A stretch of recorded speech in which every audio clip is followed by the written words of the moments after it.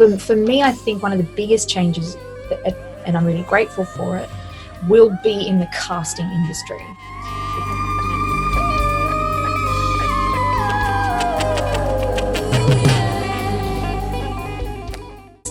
You can't get bitter, you've got to get better. And I think I've had to learn that too across through the years.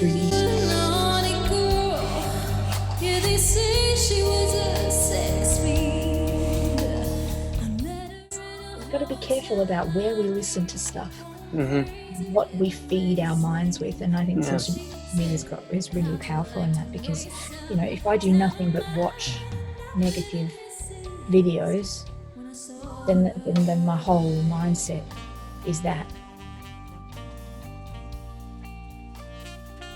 Okay. Do you have a little start video? I do. I'll see. I'm still learning all the technology. No way, Cassie. Ladies and gentlemen, welcome to Formidable Me channel. This is Cassie MacGyver, singer, performing vocalist, Correct. actress, Thing. chef. No. No, not a chef. Okay. No. Origami enthusiast. Okay. Cliff notes. Started singing from a very young age. Went and did a music theatre degree. Well, my first big contract gig was in Japan. At Universal Studios. I was doing Wicked and playing Elphaba there. And that really kind of propelled a lot of things forward, because having that on the resume, didn't matter where it was or what kind of version or show it was, people were like, oh, it kind of gives you an automatic idea. Credibility. Vocally and stamina-wise and all that sort of stuff. So that really helped. I did that for a few years and then just started the travel process. I lived in London for a while, and then I moved to Macau, where we met, and worked for the circus for a while, which was a crazy ride, but I'd do it again. And sure, me too. I'd do it again in a second. And yeah, I mean, I've been traveling ever since. And every few years, I kind of take myself on a little tour somewhere and go around all the little places and sing here and sing there. And I've been back and forth to Japan a lot. I really love Asia. And yeah. Is this by choice, or is this just the nature of the beast as a singer? Sometimes these things kind of fall where they, it's just what's in front of you at the time. I always rely on gut feeling, and if it doesn't feel right, I haven't done it. I had a contract with Holland America years ago, going ships, and it just didn't. It was a great, amazing contract. If ever there was a ship contract, a long-term ship contract, that was the contract to do. It didn't feel right, and I had other things going on, and it just wasn't. Timing, I think, is really important, and so I ended up turning that down. And there's other opportunities that I've not felt quite right, or I've lost out because of timing, or something or another. And any regrets, or like you've followed your gut instinct and never looked back? Don't worry about it. Do you let go of that? Oh, yeah. Constantly going back and forth and questioning everything. You're like the rest of us. Sure. Yeah. Oh, yeah. I think in general, I'm more of a live in the now. I try not to live too much into the future, and I try not to live too much in the past. That's really healthy, it seems to me. That I am guilty sometimes of looking back and thinking, the wasted time, the opportunities that I had, the money, but at the same time, I think I wouldn't have had those experiences. So everything is a balance. I think it's for some and not for others. Some people really like the security of, I have this home on this piece of land in this neighborhood, and I don't want that to change. But there are other people like you and I think that like that ability to go, new world, new food, new mountains. Let's go check it out. Yeah. And I like that. Well, when it comes to keeping your mind in check, I think I have a core group of people. They're the consistent ones, and they've been there. You know, they're the ones that you don't have to explain yourself to, because they already know who you are. And what I've got with those core people is time, and they've seen the best and worst. And when you have to explain who you are, you can just be yourself. And I think, and you feel accepted. Sure. Like and I think you are enough. And so sometimes you need those core people to just remind you who you are when you do get lost. And that I'd say that those people have shaped that part of me, and kept me sane. So yeah, good. Debatable. But I think as far as social media goes, I'd say I've got most of my work from social media, even though I'm not very good at it. I don't always like it. I think if I wasn't in this industry, I don't know if I would have it. I find it sometimes very overwhelming, and I don't particularly like to reveal too much about myself. So I think that's where I've struggled to find a balance on social media. Although I think more recently it's becoming clearer to me what my social media is about and what it's for. And I'm keeping it for work purposes, of course, when that is relevant again. But I think until then, the small platform that I do have, you know, I want to share in the work that my friends have done, share in a movement I believe in, for Black Lives Matter, and you know, and other causes too. I mean, I think it's hard to know. It's overwhelming because you want to support everything, but I think, and it's a fine line, because, you know, I need to be promoting myself, but also I want to promote what I do, rather than, hey, this is me in my kitchen, you know, this is a day in the life, necessarily, because I don't necessarily like sharing that publicly so much. Fair enough. I've had to learn. It's not really part of a mission or a purpose either, like what you're doing in the kitchen, but things that matter are what you want to put out there. Yeah. Things that make people feel something, things that make people smile, or feel good or think. And I think that that's exactly the same thing as what I want to do in my music and in my life. That's exciting. Where do you see that going in your wildest dream? I don't know. It goes back to that whole don't live in the future too much, which, I mean, some would say is really a bad thing. But things fall into place sometimes. And like I said, it's that following the gut. When you follow your gut, things kind of work out. And if there's something I really want, I go and get it. Yes. But I don't know. Sometimes maybe you've got to figure out what you want first before. Yeah, and that's a hard one, isn't it?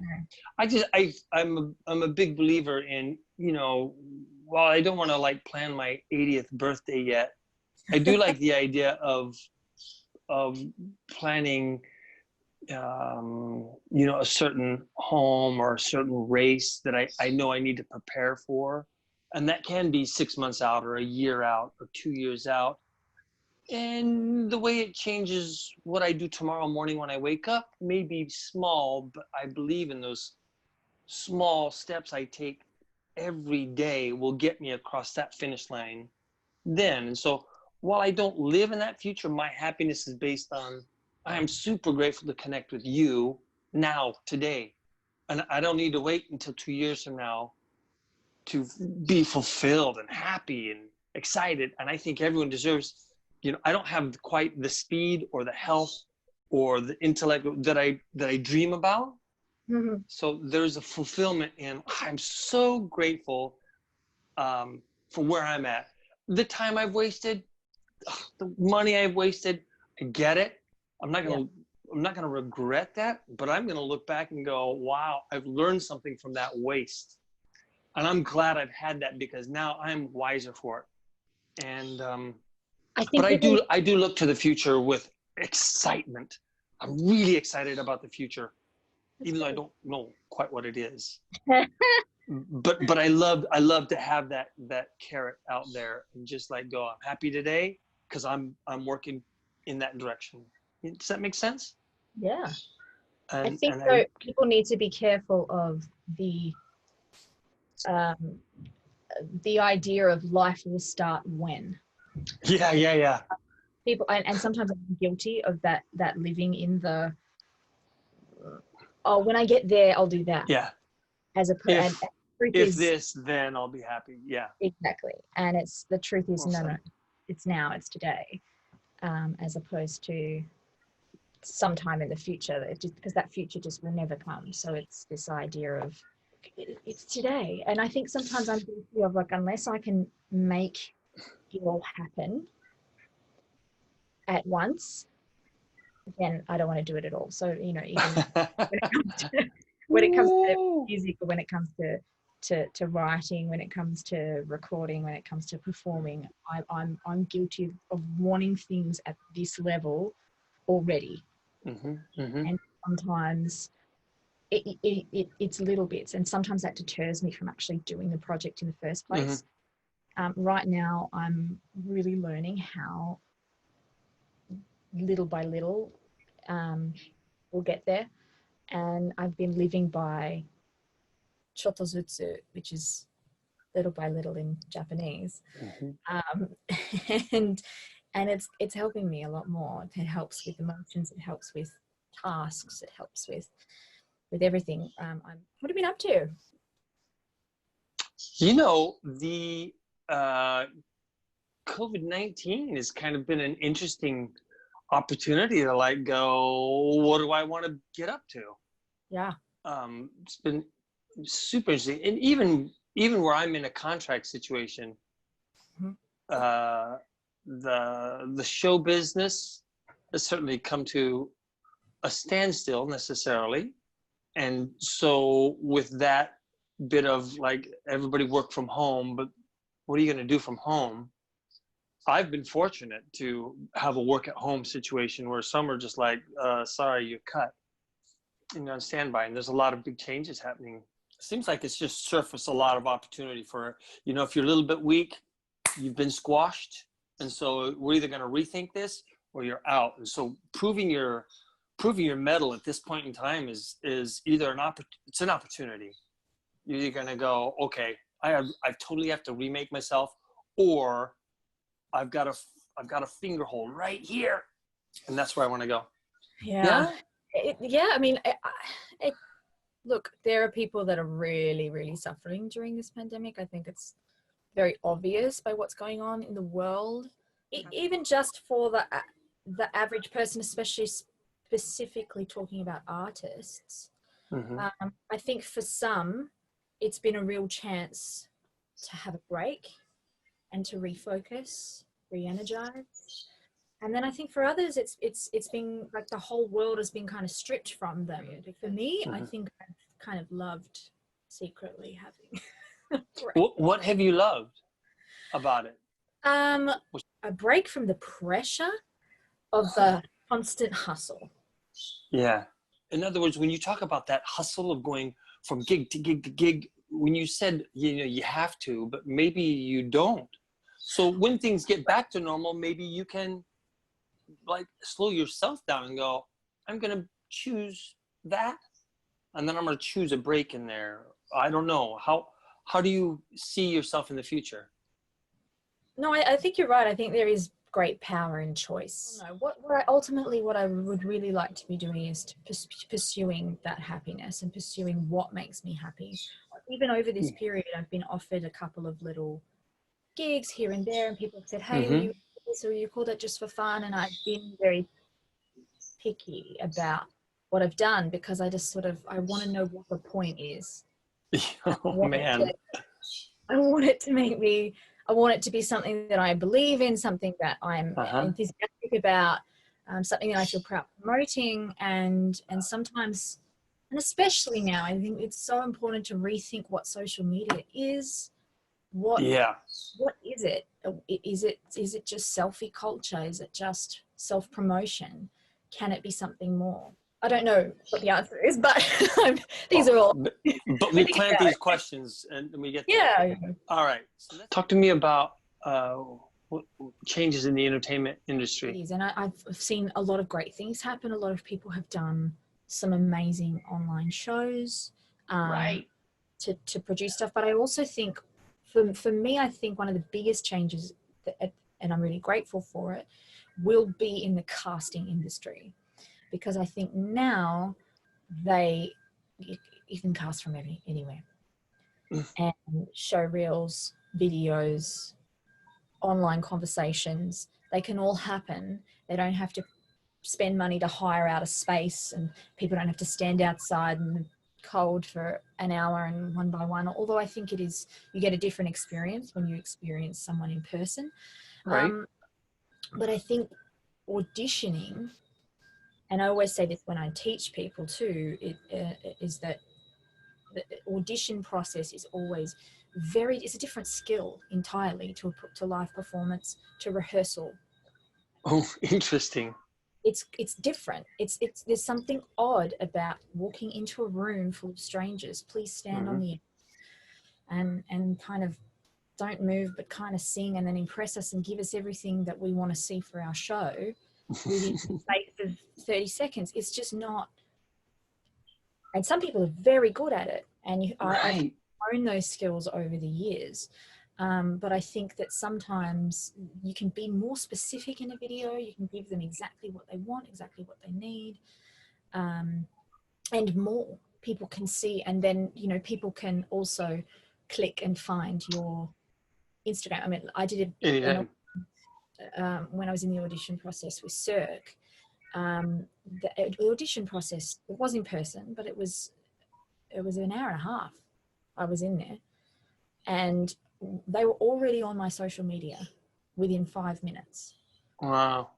They were looking to see what kind of things I was posting, what kind of person I was, because I think they wanted to cast people and not just a talent. Because in these tours or in these cast situations, I mean, you know what it's like when you get a painful person there that maybe they're talented, but you don't want to, you want to work with people that you have fun with, and that believe in stuff just as much as you. Amen. I'll tell you what, hands down, there's just nothing can ruin experience so much as having somebody who's talented but is just so difficult for any number of reasons. But man, oh man, having that core character, solidarity, having some values, some integrity, some respect, and know your triggers, and all these little EQ things, boy, oh boy. I mean, we had that Just, in Macau. That was we have it in every single show I've ever been involved with. I remember the first time I got a job with Cirque, I was like, oh, it was a mix, right? A mix of like these most amazing technicians and artists and creators and design, but then also sprinkled in there boneheads and just a mix of people. I couldn't believe it. So they're going to get in just about anywhere you go. You got to learn to deal with it. exactly. That's another skill. Yeah. I mean, I'm sure we've all been that person in a way too. I think. Yeah. I know Thank you. for sure. Thank you. I'm a massive pain in the ass to many companies. But I think that ultimately, I've always wanted what's right for the collective, and never for just myself. I think it's always been about the show and the work, and trying to just create something that ultimately makes people feel something. Where do you think you are? I mean, I remember many years ago, you were always someone, you've always been a team player, you've always been there for everybody else. But I think you then took a slight step back from that too, when it came to speaking up and owning those choices and decisions and ideas. I don't know if you remember that conversation. Oh, I completely have a pivot point in my life, that I'm still learning. I still reflect back on, not with a sense of regret, but of gratitude. Like, okay, that's a good point, and because there's something deep in, I don't know, some limiting belief or some fear, or but I remember at the table the experience, sharing an idea that I thought was funny to Franco, and you were there. And then, just so everyone kind of knows the story, just an idea. We're trying to create something, and we're looking for ideas, and Franco's process is very organic, and let's try this and see what sticks, and here we go. And so I just came up to the table and said, "Ma, here's an idea. What if this happened and this happened?" And it was funny. We all kind of laughed. And then at the end, I kind of threw it away. But, that was just an idea. And I kind of threw my own idea away and walked away. And then Cassie came up to me later and said, David, you're such a bonehead. Here you have gold. And then you throw, you throw the whole idea in the garbage can before we have a chance to really don't unsell yourself. Don't throw yourself under the bus. I think that the closer you get to the fire, sometimes those fears actually really surface, and you go, no. I'm an imposter. Yeah. I was about to say that imposter syndrome. Sometimes it's very real, but I always admire those people. Sometimes I think, God, if I had like a mindset of those people that just don't care, like they just go. They're too dumb to know better. And yet, I always respect those people, because ultimately, and I don't want to be one of those people that looks at people's, videos and go, oh, okay, so it's not that great and whatever, but that's not relevant. It's not good brain power. It's a waste of time. It's like those people are creating. And, I coached this young girl, and she was really struggling with other people kind of getting work over her and all this sort of stuff. And it's like, you got to buy a ticket to win the lottery. You can't be tearing down all these other people. If you had both been doing the most and you missed out on the gig, I could respect your frustration a little bit more. But when this other person is doing the writing, doing the promotion, doing the performance, doing all of these sorts of things, and you're just sitting at home waiting for someone to come and get you and being frustrated, you can't get bitter. You've got to get better. And I think I've had to learn that too across through the years, that it's the only person that can make it happen is you. And my biggest enemy is myself. It's true. I mean, it's true. And it's true. And I think we all resonate with that. There's always self-doubt. There's always that goes on. That's going to happen. And self-belief is a hard thing to kind of self-generate. I think. Do you have techniques for dealing with these doubts and beliefs? What do you do? At the alternative. I mean, ultimately, I've learned through I look back and I go, why didn't I do that? What do I want? What am I, trying to get out of this experience? And so sometimes you just have to be thrust into it and just go. I mean, when I was, before I left Japan, because I wanted to do, record a little jazz album. So we got the team together, and lucky for me, I had a team that was just as enthusiastic and inspired as I was. And we hired a studio. We recorded the album in a day. I learned from that process that now I understand why people don't record albums in a day. Because the process is exhausting. So we spent 7 hours recording the band. Because it was all live, they were making choices based on what I was doing. And if I wasn't at a peak, then they would have made different choices. And we were all kind of watching each other and grooving together. And so we wanted to, I needed to be doing that. And then about 7 o'clock at night, I said, okay, I need a break. I need an hour of not talking. And we're going to go to Japan's #1 restaurant, 7-Eleven, and get some food. And get some food. I'm not going to speak for the next hour. And then I went in to the studio and recorded each track live, one by one, just one take. And Interesting. So I have to be okay with the fact that I'm never going to be happy with anything I do. Wow. You know, I look back and I'm like, you know, there's so many things I would do differently. But the whole point is that it's live and it's one take and it is what it is. Yeah. But I also struggle with that. So I have to kind of just let it go, release it. And I think to be something that's really thoughtful and not just, even though the process was very crazy and fast, and, you know, I still want the releasing of it to be something that is thoughtful.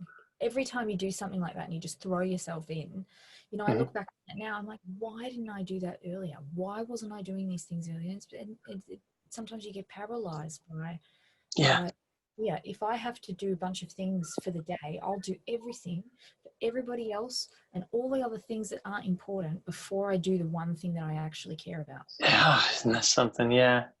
Yeah, I've worked on that. That same skill set of like, let me start with the one thing first. It'll get me the most results. And all that other stuff, it may just disappear actually, because it's not important. Like, books are written on this, but man, I just wanted to be, you know, I wanted to be a superhero, but what goes on in here, it prevents us from taking those choices. This, like you were saying, why didn't I do this sooner? Why didn't I do the thing that matters the most because of all these fears?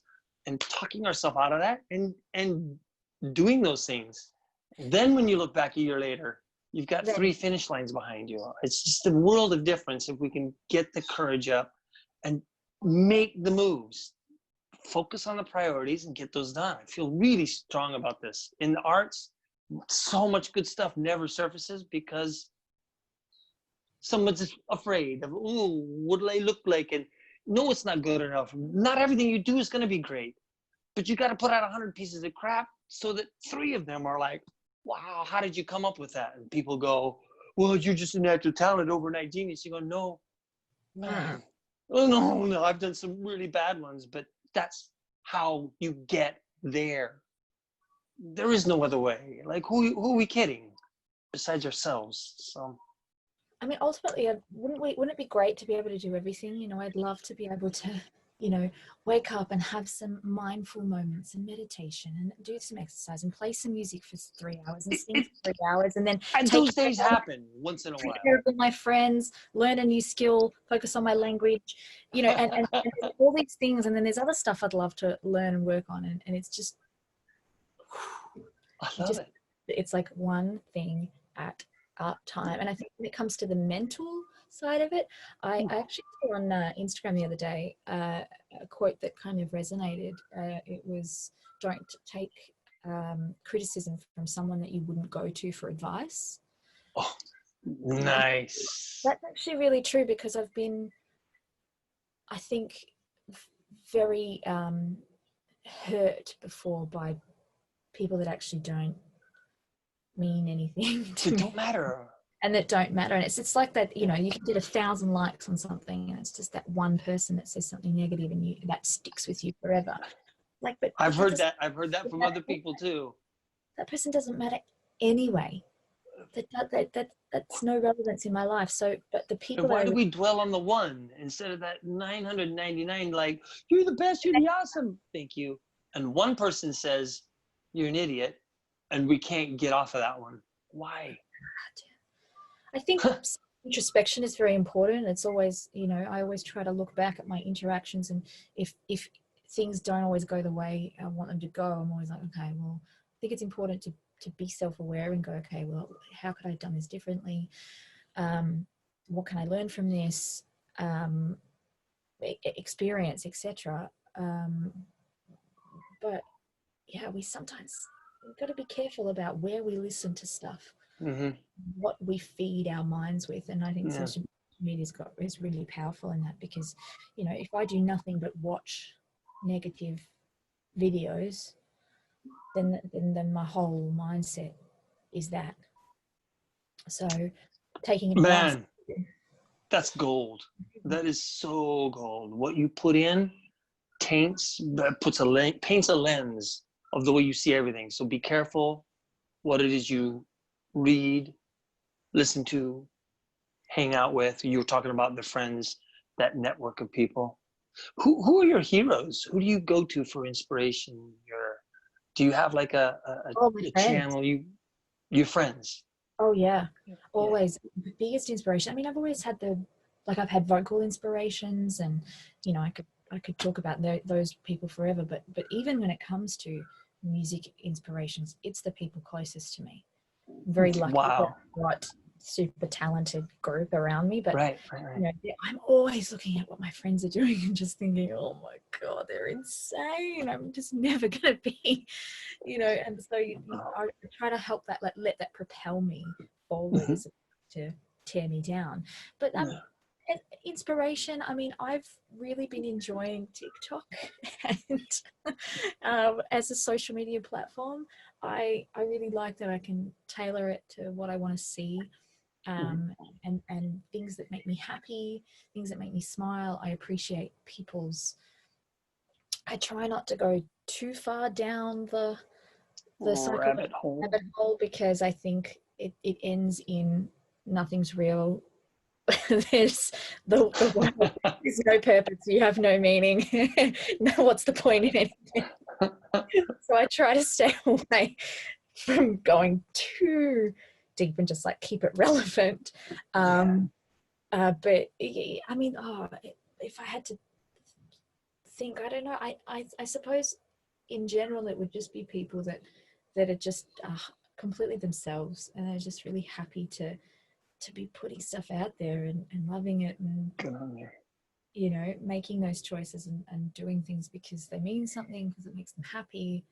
And I suppose that's what I aspire to. Well, I love you, admire you so profoundly, and I'm grateful for the friendship. Me too. Man, yeah. So thank you. And thank together. you for taking this time. I don't want to, we could go on for hours. Tell everybody how to follow you, how to soak up some of your goodness. All of my platforms are at Sassy Cassie Ness. SASSYCASSIENESS.